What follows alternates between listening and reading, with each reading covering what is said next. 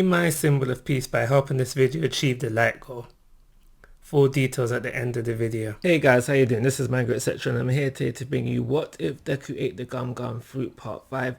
This part will be all about the U.A Sports Festival. You should know the deal by now, but if you don't, let me break it down to you nice and simple. If you have come into this and this is your first part, no, you need to pause, open up a new tab, go find part 1 and then watch everything through. Same thing if you need a recap, just need a little refresher, go back to the part that you need to refresh on and then come back to this one, just so you know what is going on and there is no confusion on your part. And with that all said and done, I will now dive in. Okay, so a lot of this arc is exactly the same as it is within the original story. Eraserhead goes on to explain the importance of the festival, with the class getting excited for it, especially U.A.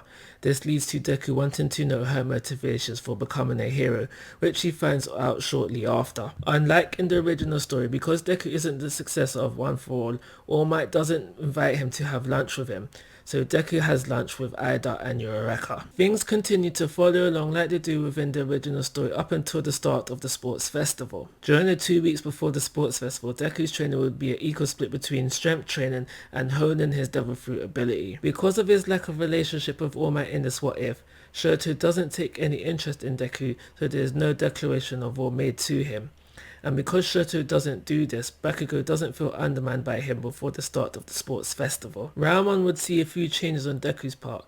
Deku would still use his devil fruit ability to take out one of the robots. He would still take a piece of it with him, thinking he may need it for later. Skip ahead towards the end of the race. Instead of using the piece of the robot to dig up mines to send them flying through the air, he slams it into the ground, grabs it with both hands and starts to stretch backwards. Once he stretches back as far as he can, he screams out "Gum Gum" and lets go on Rocket, launching himself into the sky. He flies by taking first place, grabbing Shoto and Bakugo's attention. They stop fighting amongst themselves to concentrate on regaining the lead. The race ends exactly the same after that. Having the Gum Gum fruit doesn't make any difference to round 2. Having the 10 million band, Deku still plays it defensively but ultimately still loses it. However, he is still able to secure 4th place. This is where another change occurs. Deku vs Shinzo is a completely different fight. Despite being prepped for Shinzo's quirk, Deku still falls victim to it. However, unlike in the main story, he is unable to break out of it. Deku walks off the stage. Shinzo wins the fight via ring out. The rest of the fights turn out the same. Shoto vs Shinzo happens due to Shinzo beating Deku. Because Deku vs Shoto doesn't happen, Shoto doesn't start his recovery over his family issues. Shoto, having observed Shinzo's fight with Deku, has an inkling about what Shinzo's quirk is. He puts him on ice, not responding to anything he says. From here, everything happens the same, with Bakugo winning everything and Ida leaving early due to his brother being attacked by Stain. While watching the award ceremony, Deku will think back to how he did.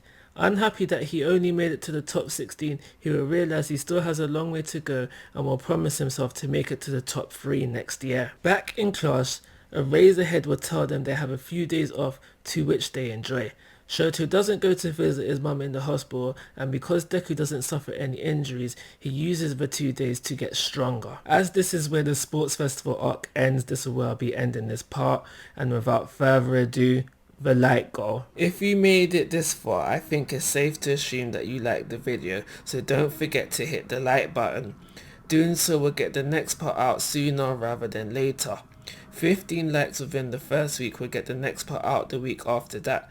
Just so there's no confusion, I will have the dates displayed on the screen, and also thank you for tuning in. It means a lot. Remember guys, always check the end cards for the next part, because depending on when you're watching this, it may already be out. Like always guys, I'm asking for your thoughts and opinions. If you haven't already, please subscribe to my YouTube channel, but most importantly, take care, have a nice day.